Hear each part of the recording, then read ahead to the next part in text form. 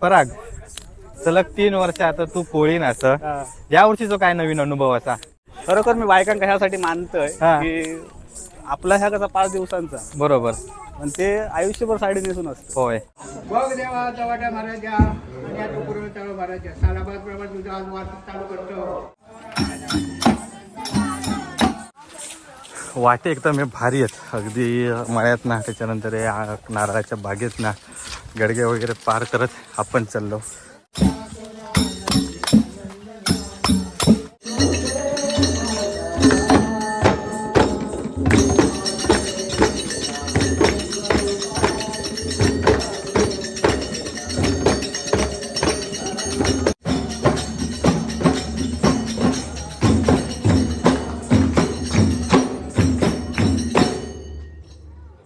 नमस्कार मित्रांनो, सुवर्ण कोकण ब्लॉग यूट्यूब चॅनलमध्ये मी आशिष नाटकर तुमचं सगळ्यांचं पुन्हा एकदा स्वागत करतोय.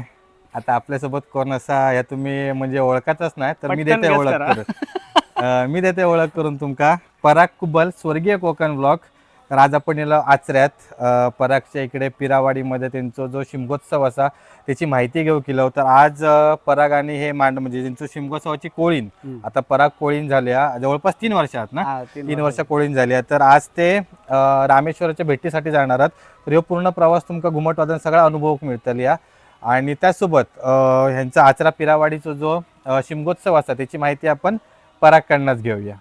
नमस्कार, मी पराग कुबल स्वर्गीय कोकण या चॅनलच्या माध्यमातून आपले बरेचसे व्हिडिओ तुम्ही बघितले आहेत. शिमगा महोत्सव बऱ्याच ठिकाणी अगदी उत्साहात चालू आहे आणि आमच्या गावाची थोडी वेगळी परंपरा असा. इतर ठिकाणी घुमटावरती फाग म्हटले जातात आणि घुमट वादन केलं जातं. आमच्याकडची अशी परंपरा आहे की नाट्यसंगीतावरती घुमट वाजवलं जातं आणि अगदी विशिष्ट पद्धतीने ठेके आणि त्या वादन केलं जातं. 5 दिवसांचा शिमगा महोत्सव अगदी उत्साहात, चाकरमानी वगैरे सगळे खूप इकडे गावात येतात. सगळ्यांची घरा उघडी झालेली असतात. पहिल्या दिवशी आमच्याकडे एका वेगळ्या विशिष्ट पद्धतीने शिमगा महोत्सव साजरा केला जाता. पहिल्या दिवशी सकाळी पहाटे 4:45 वाजल्यापासून लहान मुला मोठे वयस्कर असतील किंवा यंग जनरेशन असतात तर सगळेजण उठून जा वाजवूक मिळतात, म्हणजे ताटा, चमचे, डबे, कळशे बिळशे काय गावात घेऊन एक विशिष्ट गाणं म्हटलं जातं. पूर्ण गाव जागो केलं जातं एकंदरीत. आणि ही आमची बऱ्याच वर्षांची परंपरा असा ती आजही आम्ही जपतो असो. त्याच्यानंतर त्याच दिवशी म्हणजे होळीच्या 3ऱ्या दिवशी तुकाराम बीज दिवशी सकाळी ही परंपरा झाल्याच्या नंतर आम्ही जातो रामेश्वर भेटीसाठी 5 वाजता, जो आता मी मेकअप करून तयारी करून उभो असे. 5 वाजता आम्ही निघतलो आता रामेश्वर भेटीसाठी. या भेटी दरम्यान जाताना आणि येताना जे जे मानाचे स्थान असत, मानाच्या होळी असत या प्रवासादरम्यान त्या सर्व होळींना भेट घेत आपण पुन्हा इकडे मांडावर येतो. आणि मांडावरती आल्याच्या नंतर पुन्हा रात्री 9:30 ते 10च्या दरम्यान पुन्हा मांड उभं केलं जातं. तेव्हासुद्धा घुमटावरती नाट्यसंगीत म्हणून तो मांड अगदी छानपैकी रंगवलं जातं. तिकडे पुन्हा नाचला जातं. आणि आमच्या गावात 4 वाडी असत, म्हणजे जसे 4 दिशा असत तसे 4 वाडी असत. आणि गावाची म्हणून एक रात्र अशी 5 रात्री साजरे केले जातात. मग प्रत्येक 4 रात्री प्रत्येकानं आपापल्या वाड्याची जशी काय करमणुकीचं साधन किंवा सांस्कृतिक कार्यक्रम असतील, नाटकं असतील, दशावतार असतील, काय ऑर्केस्ट्रा असतील तो आपापल्यापर्यंत करतात. परंतु संपूर्ण गावाची जी 5वी रात्र आहे ना ती सगळेजण एकत्र येऊन साजरी करतात.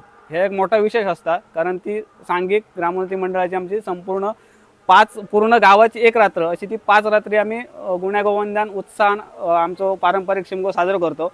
त्याच्यानंतर येतात नारळ फुटले. 6व्या दिवशी पहाटे धूळ मारली की त्याच्यानंतर 2ऱ्या दिवशी आम्ही महाप्रसाद देतो. तो संपूर्ण गावात आणि इतर पाहुणे पै कोण मित्रमंडळीले असतात त्यांका असतात. आणि ह्या शिमग्याच्या दरम्यान सगळे आमचे मच्छीमार बांधवांचे जे मासेमारीचे धंदे असतात ते पूर्णपणे बंद असतात.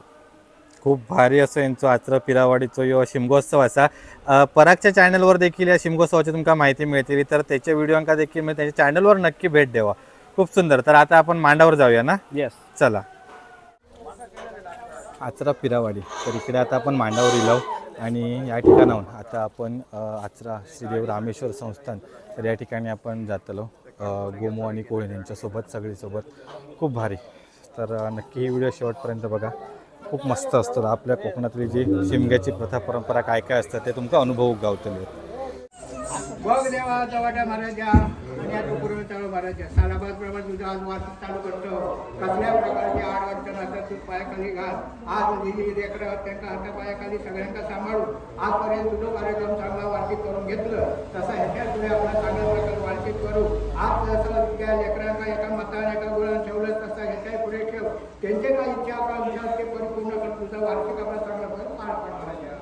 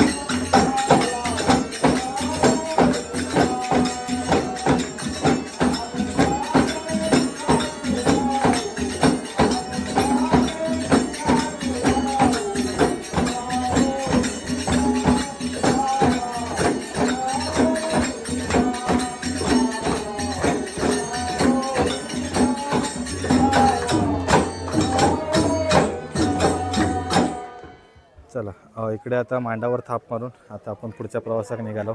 खूप भारी.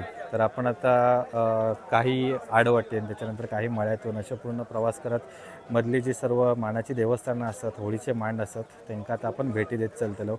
तर पूर्ण सर्व आपले जे पिरावाडी ग्रामस्थ असतात ते आता सगळे रेडी झाले आहेत. चला. ज्युनियर स्वर्गीय कोकण पराग मयूर कुबल, काय रे आज तुझ्याकडे काय काम आहे? व्हिडिओ करून सांगितलेलं आहे पप्पानी, म्हणजे आईसोबत व्लॉग पण चालू हा. भारी काम आहे.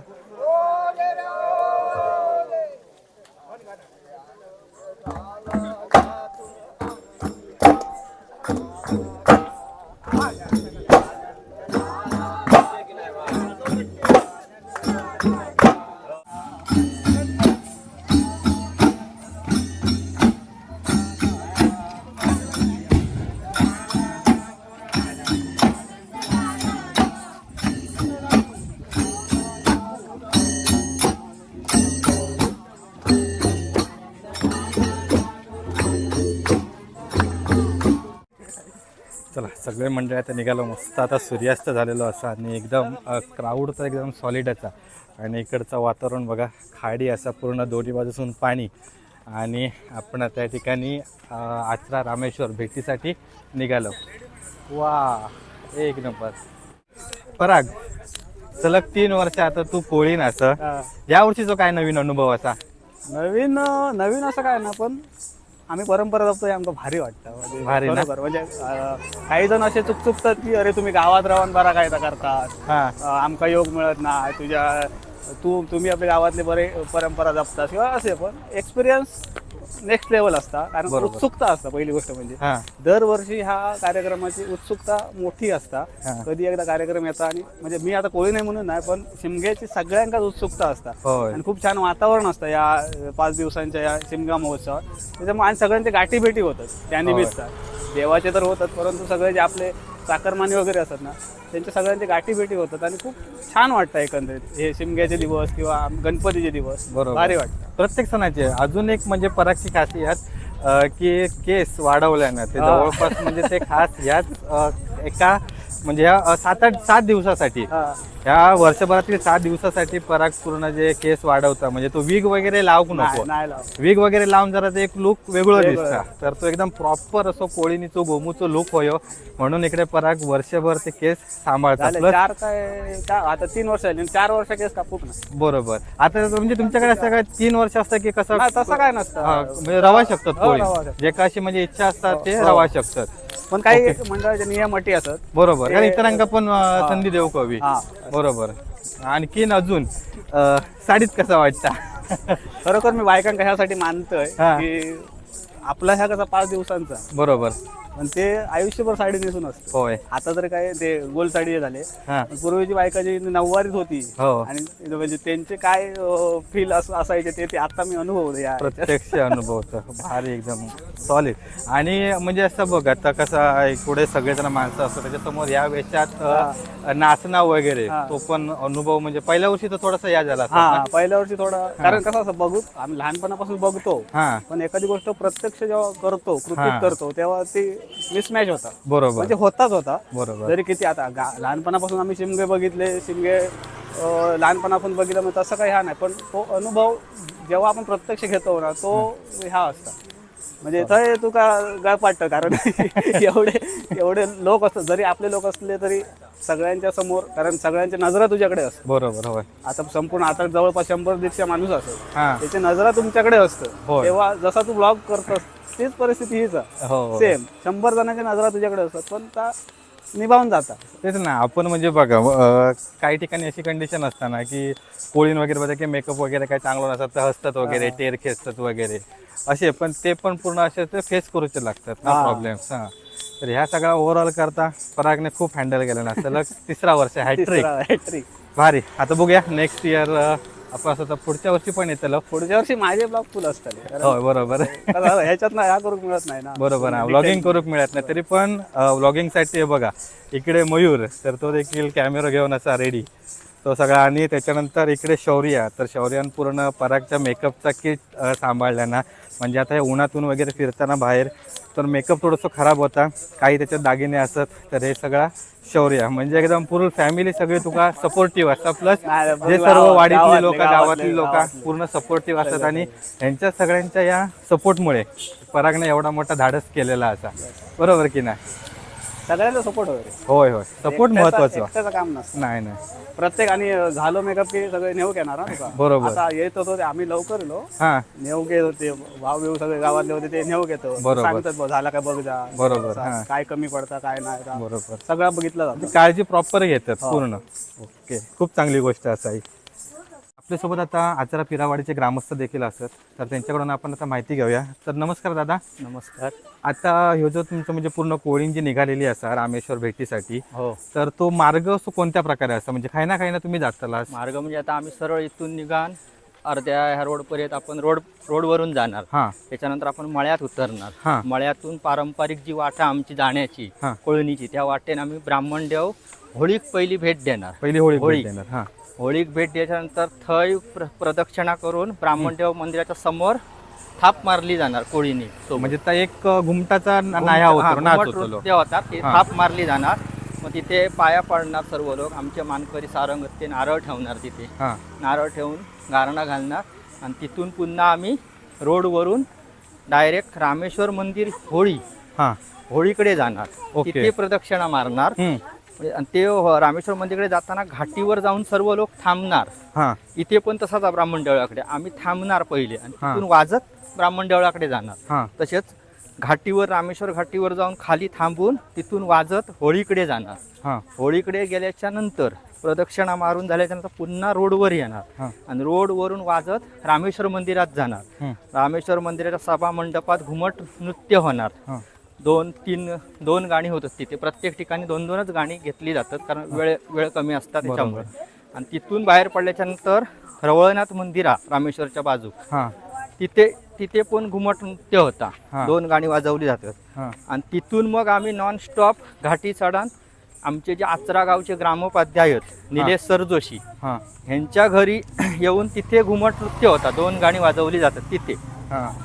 आणि तिथून आल्याच्या नंतर भांडारवाडीमध्ये पुन्हा पारंपरिक मार्ग मळ्यातून हां.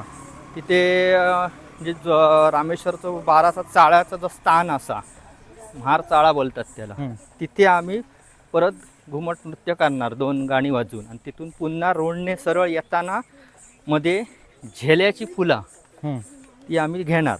आणि ती घेऊन येणार, आणि परत आम्ही ह्या आमच्या वेशीवर जेव्हा येणार पिरावाडीच्या, तर तिथून वाजत चव्हाट्यात जाणार. चव्हाट्याला प्रदक्षिणा मारून झाल्याच्या नंतर आम्ही थांबल्याच्या नंतर मग सर्व लोक ते पाया पाडणार आणि जी फुलं आणलेली आहेत हां. झेल्याची ती ते अर्पण करणार हम्म. आणि थोडा वेळ विश्रांती घेऊन मग लोक घरी जाणार हां. आणि पुन्हा 9:30 म्हणजे रोज 9:30-10 वाजता पूर्ण मांडावर 5 दिवस कोळी नाचते. नाचतले. असं. म्हणजे आता आपण बघा, आपण आता साधारण 5 वाजता आहे ना निघालो. हो पूर्ण आपलं यो पायी प्रवास असतो येईपर्यंत तो साधारण 8 वाजणार. 8-9 वाजतले. 8-9 नाही 8-8:30 वाजता 8-8:30 वाजतले. म्हणजे पूर्ण 8-8:30 जवळपास आपण एक 3-4 तास पूर्ण पायीच प्रवास करतो. पायी प्रवास. आणि सगळी मंडळी बघा या ठिकाणी सर्व पायी प्रवास करणार आहेत. अगदी ज्येष्ठ मंडळी, त्याच्यानंतर तरुण मंडळी, त्यासोबत लहान देखील मुलं या पूर्ण जो आता रामेश्वर भेटीसाठी जो संपूर्ण ही कोळी निघालेली असतात त्या सोहळ्यात सहभागी झालेले असतात. खूप भारी वाटतं असं. आणि आम्ही पण ह्यांच्यासोबत पायी प्रवास करतो. आपल्यासोबत असा स्वप्नील पाटकर ग्रामीण कोकण यूट्यूब चॅनल, त्याच्या चॅनलवर देखील तुमका या कोळीन आचरा रामेश्वर भेटीसाठी जाता तो सोहळा तुमका अनुभव भेटतलो. वाटे एकदम हे भारी आहेत, अगदी मळ्यात ना, त्याच्यानंतर या नारळाच्या बागेत ना गडगे वगैरे पार करत आपण चाललो. खूप भारी अशा या वाटानेच प्रवास करूक मजा येतात. अगदी टाळपसारीसोबत पण आपण असं प्रवास केलेलो आणि आता कोळीनीसोबत असं प्रवास करतो.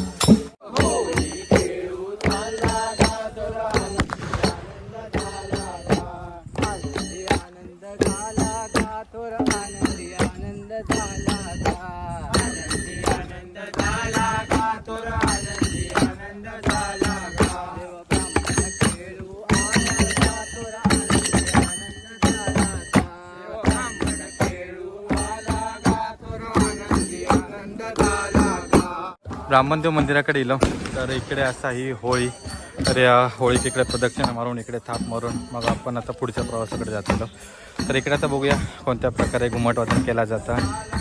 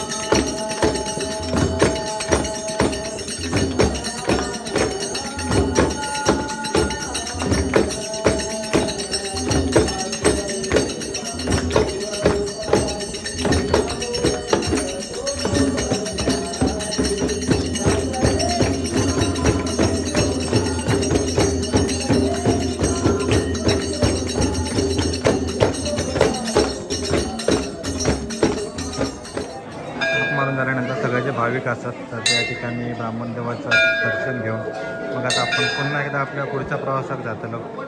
खूप भारी असे एक एक सर्व जे होळीचे मांड असतात, जे मंदिरं असतात तर त्यांना आपण भेटी देत जातो. खूप मस्त असो प्रवास आतापर्यंत आपण चाललेलो असा. फायनली आपण आता इलो रामेश्वर मंदिराच्या परिसरामध्ये. तर इकडे होळी प्रदर्शना घालून आपण रामेश्वर मंदिरामध्ये जातलो. तर इकडे प्रत्येक जी वाडी वगैरे किंवा काही काही अशी वेशी असतात ना, इकडे प्रत्येक ठिकाणी असे ऑटोबॉम्ब लावले जातात आणि मग तिथून सर्व मंडळी गेल्यानंतरच एकत्र या ठिकाणी पुढचा प्रवास तो करतात.